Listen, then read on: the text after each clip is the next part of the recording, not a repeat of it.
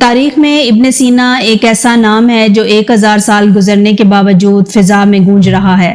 شیخ الرئیس ابن سینا آسمان طب پر چمکنے والا روشن ستارہ ہے۔ آپ کے والد کا نام عبداللہ اور ماں کا نام ستارہ ہے۔ آپ کا پورا نام ابو علی حسین بن عبداللہ بن حسن بن علی ابن سینا ہے۔ ابن سینا کی پیدائش بخارا میں 980 ہجری بمطابق 370 عیسوی میں ہوئی۔ آپ کو یورپ میں ایویسینا کہا جاتا ہے۔ بظاہر یہ کسی عیسائی شخص کا نام لگتا ہے۔ ابن سینا ایک ایسی شخصیت ہے جس کے کارناموں نے اسلامی تاریخ میں سنہرا باب لکھا ہے۔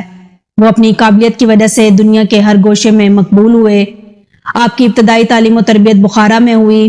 10 سال کی عمر میں قرآن پاک حفظ کیا۔ آپ نے تقریباً تمام علوم کو پڑھا۔ عقیدت کو خصوصی طور پر پڑھا، لیکن جس میں آپ کو سب سے زیادہ شہرت ملی وہ علم طب اور علم فلسفہ ہے۔ طب کی کتابوں میں آپ پوری طرح ڈوب چکے تھے، رات رات بھر پڑھتے اور بہت کم سوتے۔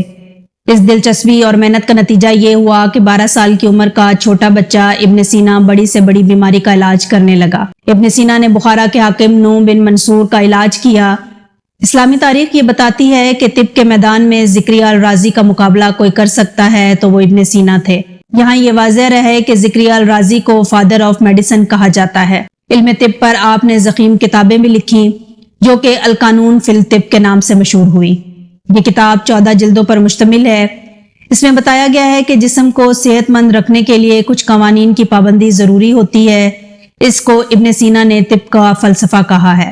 علم طب میں علم نفسیات کو سمجھنے والے اور اس پر کام کرنے والے ابن سینا کو اسلامی دنیا میں علم نفسیات کے حقیقی بانی کی حیثیت سے جگہ ملی ہے۔ ابن سینا اور ان کے کارنامے صرف اسلامی دنیا تک ہی محدود نہیں رہے، بلکہ آپ کی قابلیت کو بڑے بڑے یورپین دانشوروں نے بھی سراہا ہے۔ آپ کی تصانیف سے یہ دنیا فیضیاب ہوتی رہی ہے اور آنے والی نسلیں بھی اس سے فائدہ حاصل کرتی رہیں گی۔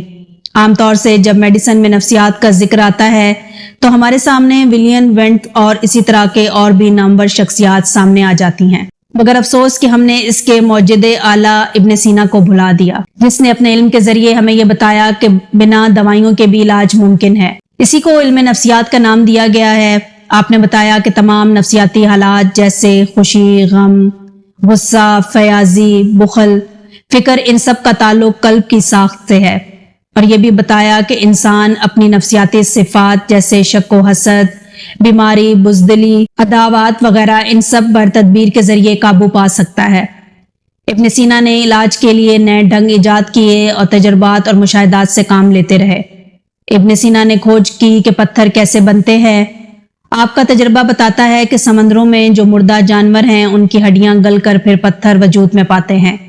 اسی کارنامے کی وجہ سے آپ کو فادر آف جیولوجی بھی کہا جاتا ہے۔ آپ ہی پہلے مسلم سائنسدان ہیں جنہوں نے پہلی دفعہ آیا تھرمامیٹر کا استعمال کیا تھا۔ اس کے علاوہ کورنٹائن طریقہ آپ ہی کی ایجاد کردہ ہے۔ سب سے اہم اور بڑی خصوصیت یہ ہے کہ تجربات اور مشاہدات خود آپ ہی کی یادداشت ہیں۔ جو بھی لکھا ہے وہ سب خود کے تجربات سے سوچ سمجھ کر لکھا ہے۔ آپ نے کسی کی نقل نہیں کی ہے۔ ابن سینا کی یہ خصوصیت دوسرے سائنسدانوں کے لیے ایک بڑا چیلنج ہے۔ ابن سینا نے متفرق موضوعات پر بہت سی اہم کتابیں لکھی، جیسے کتاب مجموعہ۔ یہ کتاب علم فلسفہ کی تمام شاخوں کی جامعہ ہے۔ آپ نے ارسطو کی کتابوں کی شرحیں لکھی ہیں جو حاصل اور محصول کے نام سے مشہور ہے۔ یہ کتاب 20 جلدوں پر مشتمل ہے۔ فلسفے پر آپ کی مشہور کتاب ہے کتاب الشفا۔ یہ ایک فلسفانہ سائنسی کتاب ہے جو انسانوں کے ذہن میں اٹھنے والے چند بنیادی سوالوں جیسے دنیا کیا ہے، اس کے وجود کا مقصد کیا ہے وغیرہ سے بحث کرتی ہے۔ بلا شبہ آپ کی خدمات کو طب کے میدان میں عزت اور قدر کی نگاہ سے دیکھا جاتا ہے۔ اپنی سوانح عمری میں ابن سینا لکھتے ہیں کہ انہوں نے خود بغیر کسی استاد کے فلسفہ سمجھا، لیکن وہ تسلیم کرتے ہیں کہ الفارابی کی ایک تحریر نے انہیں میٹا فزکس سمجھائی، جس کے بعد انہوں نے اسے ترک کرنے کا خیال چھوڑ دیا۔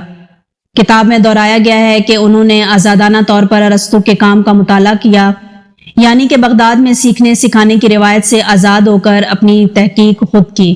وہ کہتے ہیں کہ 18 سال کی عمر تک انہوں نے اس شعبے میں جانے کا فیصلہ کر لیا تھا۔ ان کی یہی غیر جانبداری انہیں کئی شخصیات کے فلسفانہ تحقیق اور ان میں کیے گئے دعووں کا صحیح جائزہ لینے کے قابل بناتی، چاہے یہ دعوے اس وقت کسی بڑے فلسفی نے کیے ہوں۔ ان کے سوانح عمری میں وہ اپنا حوالہ دیتے ہیں کہ کیسے ان کے نظریات نے جدید فلسفانہ تحقیق کو پختہ بنایا، یقیناً یہ ایک ایسے شخص کی مثال ہے جس نے خود سے علم حاصل کیا۔ انہوں نے فلسفے کی موجودہ روایات پڑھی، ان کا جائزہ لیا، بعض کو مسترد کیا اور کچھ کو بہتر بنایا۔ ابن سینا نے اپنے سوانح عمری میں یہ سب کیوں لکھا؟ یہ اس لیے کیونکہ وہ ایک ایسے ماحول سے آئے تھے جہاں فلسفے کی تسلیم شدہ روایات موجود نہیں ہوتی تھیں۔ وہ اب ایسی جگہ موجود تھے جہاں ہر کسی نے بغداد میں اپنے بہترین اساتذہ سے تعلیم حاصل کر رکھی تھی۔ جیسے جیسے ابن سینا مشرق کی طرف جاتے ویسے ویسے انہیں بغداد کے تعلیم یافتہ لوگ